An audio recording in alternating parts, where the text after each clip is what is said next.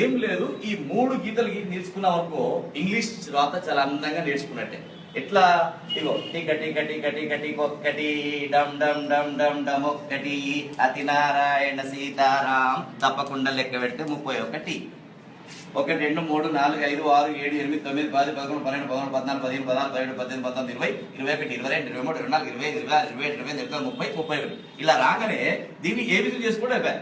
ఏ, ఇది బి, ఇది సి, ఇది డి, ఇది E, F, G, H, I, J, K, L, M, N, O, P. మారిపోతుంది రాత తొందరగా.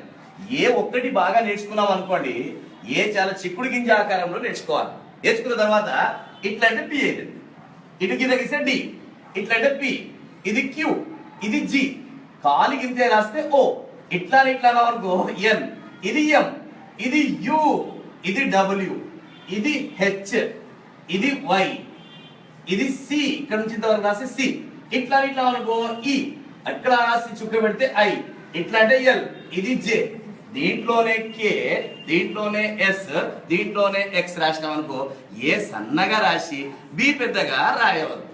ఏ ఎంత రాస్తామో బి కూడా అంతే రాస్తే బాగుంటుంది. ఇది గుర్తుపెట్టుకోవాలి. పైన 7 1 2 3 4 5 6 7, కింద 6 1 2 3 4 5 6, పైన 7 కింద 6, మధ్యలో 21 1 2 3 4 5 6 7 8 9 10 11 12 13 14 15 16 17 18 19 20 21.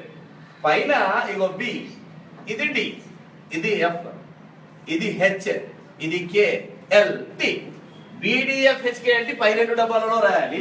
ఇగో G, J, P, Q, Y, Z, ఇవి కింది 2 డబ్బాలలో రాయాలి ఫోర్ములా కాపీలో. ఇక్కడ ఇగో A, C, E, I, M, N, O, R, S, U, V, W, X, ఇవి మధ్య డబ్బాలో రాయాలి ఫోర్ములా కాపీలో.